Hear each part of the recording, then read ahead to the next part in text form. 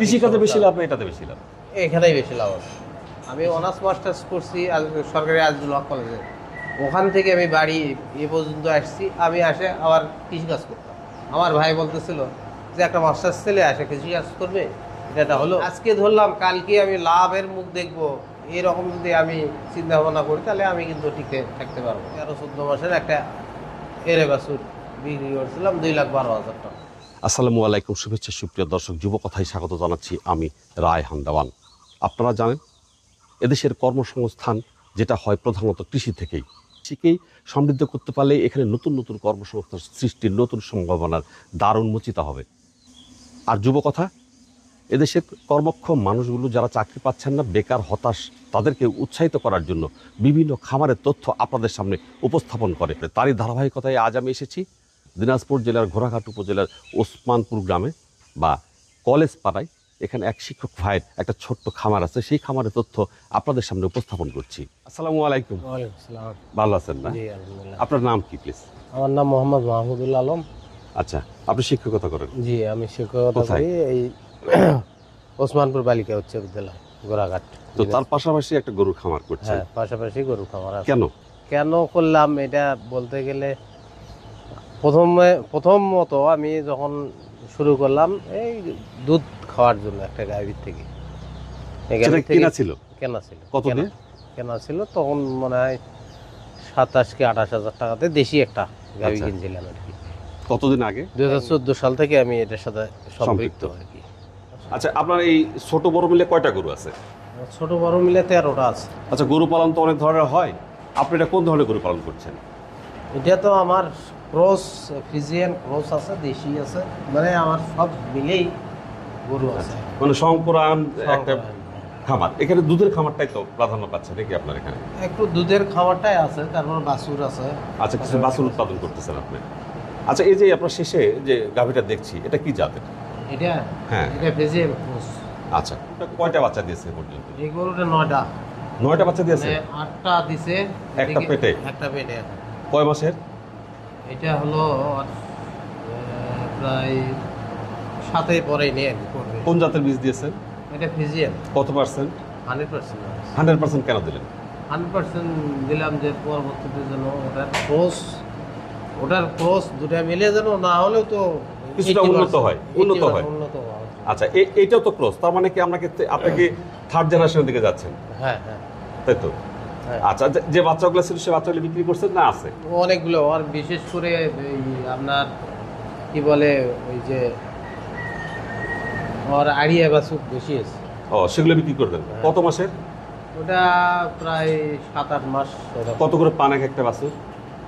লাখখানিক এরকম, 1 লাখ। আচ্ছা, তারপরে এইটা বাচ্চা দিছে 6টা। আচ্ছা, 6টা মানে না, রানিং 6টা এখন। আচ্ছা আচ্ছা, এখন কি গর্ভবতী? না না না, গর্ভবতী বলতে গতকালকে বীজ দিছে। আচ্ছা, কি জাতের বীজ দিছে?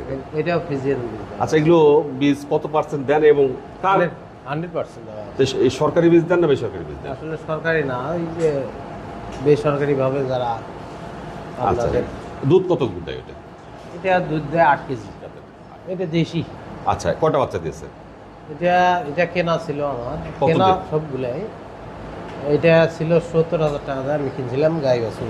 আচ্ছা, সে বাছুরটা বিক্রি করছে? বাছুরটা বিক্রি করছে 72,000 টাকা। তার মানে উঠে গেছে? হ্যাঁ, ওটা অনেকদিন আগে। আচ্ছা, তারপর পর্যন্ত 3টা বাছুর।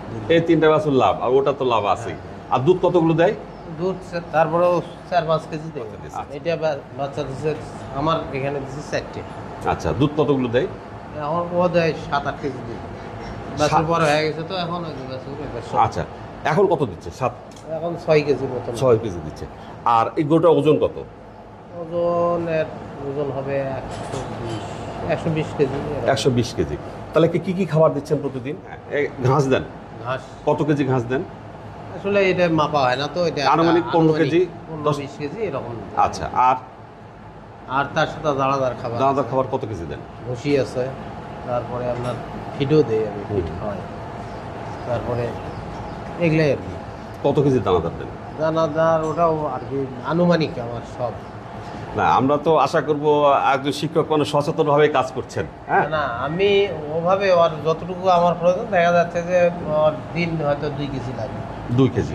আচ্ছা 2 কেজি যদি দানাদার খাবার দেন, যদি দানাদার খাবারটা প্রপার হয় তাহলে 2 দিনে 400 গ্রাম প্রোটিন পায় হ্যাঁ দানাদার থেকে। আর ঘাস যদি 15 কেজি দেন তাহলে প্রতি কেজি ঘাসে থাকে 20 গ্রাম প্রোটিন, আচ্ছা তাহলে 300 গ্রাম প্রোটিন। 300 আর 400 700 গ্রাম প্রোটিন। এর বডি ওয়েট যদি 100 কত বললেন আপনি? 20 কেজি 120 কেজি হলে 120 গ্রাম প্রোটিন। আর 6 লিটার দুধের জন্য 80 গ্রাম, প্রতি লিটার দুধের জন্য 80 গ্রাম প্রোটিন। তাহলে 80 আর 600 মোট লাগবে হচ্ছে 600 গ্রাম প্রোটিন। 600 গ্রাম লাগলেও ওই হিসেবে তো আমার আছে। আপনার হ্যাঁ, ওই যে ঘাস থেকে আসতেছে 300 গ্রাম প্রোটিন আর দানাদার থেকে আসছে 400 গ্রাম প্রোটিন, আচ্ছা। 600 মোটামুটি হয়ে যায়। এটার কি অবস্থা বলেন তো?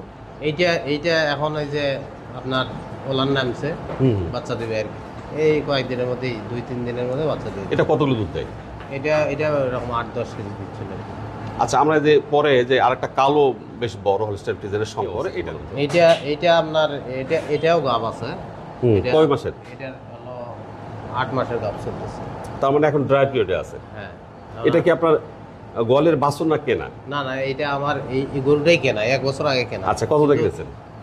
এই গরুটা কিনছিলাম আমি 1 লাখ টাকা দিয়ে। আচ্ছা, তারপর কি বাচ্চা দিয়েছে একটা? না, আমার এখানে বাচ্চা দেয়নি। মানে 1 বছর হলো আর কি। বকনা কিনেছেন 1 বছর? 1 বছর হলো। 1 বছর পালন করছে নাকি? 1 বছর পালন করে আমি বীজ দিছি। আচ্ছা, কয়দিন হলো বীজ দেওয়া? এটা বীজ দেওয়া যে বললাম 8 মাস চলতেছে। 8 মাস চলছে। বকনা কিনে নিয়ে এসে রাখলাম, রেখে পালন করলাম, তারপরে সেখান থেকে হিট হলো, বীজ দিলাম, বাচ্চা হলো, দুধ নিলাম, তারপরে আমি সেখান থেকে লাভ পাবো, এর আগে তার নয়। না না না, তাহলে এটা যারা নতুন খামার করবে সেই ক্ষেত্রে বকনা কিনাটা, তাদের জন্য এটা লেন্দি প্রসেস। এই ক্ষেত্রে আপনি কি বলবেন? তাদের ক্ষেত্রে আমি বলবো যে না করাই ভালো তাদের জন্য। কারণ যখন দেখা যাচ্ছে যে ওখান থেকে টাকা আসতেছে না বা ওখান থেকে ইনকাম আসতেছে না, তাহলে স্বভাবতই একটা লোক বিমুখ হবে। এই জন্যেই যেটা আমার কথা হলো, আমি প্রথম যখন একটা দিয়ে শুরু করলাম, ওটা গাব ছিল, বাচ্চা দিল, দেখা গেল যে ওই বাচ্চাটা আমার বকনা হলো, বকনা আমি রাখলাম হয়তো, বা যদি এর বাছুর হয় তাহলে ওটা বিক্রি করে আর একটা কিনি। তার মানে শুরুটা আপনার গাভীতে করাটাই ভালো, গাভী দিয়ে করাই ভালো, এবং দুধের গাভী। দুধের গাভী। আচ্ছা, আমরা আপনার কয়েকটা বাছুর আছে এবং বকনা আছে আপনার এরে? এর বাছুর। আচ্ছা, তোর বয়স কত? এটার বয়স হচ্ছে হলো আপনার 10 মাস চলতেছে। 10 মানে 11তে পড়ছে। দাম কত হবে বাজারে বিক্রি করলে? এখন তো বিক্রি করলে আমি মনে করছি 1,40,000। তার মানে কি? তার মানে সংকরায়ন করাটাই উত্তম। হ্যাঁ, একটু ভালো হয় আর কি এরকম। কারণ আপনার দেশি বাছুর হলে তো এত সুন্দর হতো না। না না না না, দেশু এই যে এইটা হ্যাঁ। মনে করেন এটার বয়স ওর পাশাপাশি। হ্যাঁ, কিন্তু এইটা অত বড় হয়নি। না, হয়নি। এটার দাম কত হবে? এটা যদি আপনি বাজারে বিক্রি এটা করেন? লাখ খানেক এরকম হতে পারে সর্বোচ্চ। এইটা আবার ওই যে ওই গাভীর বকনা? হ্যাঁ, এটারও বয়স হচ্ছে অল্প একটু কম, 10 মাস আর কি। আচ্ছা, এটা কি হিটে আসছে? না, এখনো হিটে আসে। আর কত ওটা মাস? একটা কিনছিলাম আমি, ওই বাছুর সহই কিনছিলাম। আচ্ছা আচ্ছা। বাছুর সহই একটা গাভী কিনছিলাম। কত গাভীটাকে দিয়ে? আবার মোটা করে হুম। ওটা বিক্রি করে দিয়েছি, এটা আছে। 10 বছর ধরে গরু পালন করে আপনার কি মনে হয়েছে যে গরু পালন একটা কর্মসংস্থান হতে পারে? হ্যাঁ, হতে পারে, কিন্তু বর্তমান যে সিচুয়েশন, বর্তমানে আপনার নিজস্ব থাকতে হবে সব কিছু। যদি মনে করেন আমি ঘাস, ওই যে পাশাপাশি আমার ঘাস আছে। তাহলে কি আপনি বলতে চাচ্ছেন যে খামার করার পূর্বে কিছু প্রস্তুতির দরকার? হ্যাঁ, অবশ্যই প্রস্তুত। সে প্রস্তুতির মধ্যে কি কি থাকবে? প্রস্তুতের মধ্যে অবশ্যই আপনাকে ওই ঘাস, খড়, এই দুইটা জিনিস আপনার প্রথমে রাখতে হবে। তারপর বাসস্থানের ব্যাপারটা? তারপর বাসস্থান তো লাগবেই। আপনার কি এই 10 বছরে এরকম মনে হয়েছে যে একটা প্রশিক্ষণ থাকলে ভালো হতো? হ্যাঁ, প্রশিক্ষণ তো অবশ্যই, প্রশিক্ষণের বিকল্প কিছুই নাই। তো প্রশিক্ষণ হলে ভালো হয়। হয়তো বা সিনিয়র যারা আছে, যারা করতেছে, তাদের সাথে একটু পরামর্শ করতে হবে। গত বছর আমি একটা 13-14 মাসের একটা এরে বাছুর বিক্রি করছিলাম 2,12,000 টাকা। 2,12,000 13 মাসের? 13 মাসে। আচ্ছা। এইরকম যদি হয় তাহলে দেখা যাচ্ছে যে আমি মানে লাভবান। মানে আমার জাত যদি ভালো হয়, জাতের কাছে একটা নিয়ে 4টে যদি গাভী হয়, 4টা যদি আপনার সেই পর্যায়ে না নিতে পারে, কিনতে পারে, আপনার মোটামুটি যে শঙ্কর জাতের যদি গাভী কেনে, 440 কেজি দুধ পায়, এখানে 40 কেজি দুধে দেখা যায় 20 কেজি আপনার গরু খাবে আর 20 কেজি ওর নিজে খেতে হবে। আমার গাভী আছে 6টা। বাচ্চা পান বছরে কয়টা? বছরে বাচ্চা 6টাই। 6টাই পান। দুধ কতগুলো পান? যে দুধ হয় আপনার, তাতে কি আপনার? দুধ আমার বিশেষ করে আমি হয়েছে কি, যেগুলো জাত আছে, আমার জাত খুব একটা ভালো না। মানে জাত নয়। তারপরে আবার সবচেয়ে বড় কথা, এই গাভিগুলো আমার সবগুলোর বয়স হয়ে গেছে। আমি এবার চিন্তা ভাবনা করছি এগুলোকে আস্তে আস্তে পাল্টায় ফেলবো। আপনি যুব সমাজের প্রতি যদি কোনো বার্তা থাকে তাদের বার্তা হতাশা বলতে- থেকে তুলে নিয়ে আসা। আমার কথা হলো তাদের এদিক ওদিক ঘোরাফেরা না করে বাপের যা আছে, আমার বাপের এতটুকু সম্পদ আছে, এই সম্পদকে আমি যদি ইউটিলাইজ করি, সম্পদকে যদি আমি ব্যবহার করি, ব্যবহার করলে দেখা যাবে যে আমি এই আজকে ধরলাম কালকে আমি লাভের মুখ দেখব, এরকম যদি আমি চিন্তা ভাবনা করি তাহলে আমি কিন্তু টিকে থাকতে পারবো না। আমাকে কি করতে হবে? আমাকে ধৈর্য ধারণ করতে হবে। তারপরে এটার উপরে আমাকে মনে করতে হবে না আমাকে এখান থেকেই কিছু না কিছু নিয়ে উঠে আসতেই আসতে হবে, হবে, হ্যাঁ। আসতেই হবে এখান থেকে। আমি আজকে এখান থেকে আর এক জায়গায় দৌড়ে গেলাম, আমার কিন্তু এখানে আমি লাভবান হতে পারবো না। সেটা যে কোনো খাতই হতে যে পারে। কোনো খাতেই হোক। তার মানে আমি হতাশ দেখছি, বলে কিছু নাই। হতাশার কিছু নেই। আমি খালি এইটা নয়, এটার সাথে আমি জড়িত না। আমি অনার্স মাস্টার্স করছি সরকারি আজিজুল হক কলেজে। ওখান থেকে আমি বাড়ি এ পর্যন্ত আসছি। আমি আসে আবার কৃষিকাজ করতাম। তো ওখান থেকে আমি উদ্বুদ্ধ হয়েছি যে এর পাশাপাশি তো আমি কিছু করতে পারবো। আমি করলাম, আমার হলো, হওয়ার পরে আমি বিক্রি করলাম আমার দেশের জন্য। হওয়ার থেকে আমি কিন্তু অনেকগুলো চাকরি করছি। প্রথমত এই যে উপজেলার পাশে একটা স্কুল ছিল, ফুলকুড়ি প্রশাসনের স্কুল, ওখানে আমাকে ধরে নিয়ে যায়, আমি কৃষিকাজ করতাম। আমার ভাই বলতেছিল যে একটা মাস্টার ছেলে আসে কৃষিকাজ করবে, এটা হলো। তখন আমাকে ধরে নিয়ে স্কুলে নিয়ে গেল। স্কুলে নিয়ে যাওয়া ওখানে কিছুদিন করলাম। করার পরে দেখা গেল আমার পাশাপাশি আর একটা চাকরি হয়ে গেল, কোম্পানির চাকরি। তো ওখানে যা দেখি আমি যে ওরা যেভাবে আমাকে খাটাচ্ছে, এই খাটনিটা যদি আমি অন্য জায়গায় দিই, নিজের আমার জায়গায়। নিজের জায়গায় যদি আমি এইটাকে খাটাই, ওদের চেয়ে বেশি আমি ভালো কাজ বেশি করব।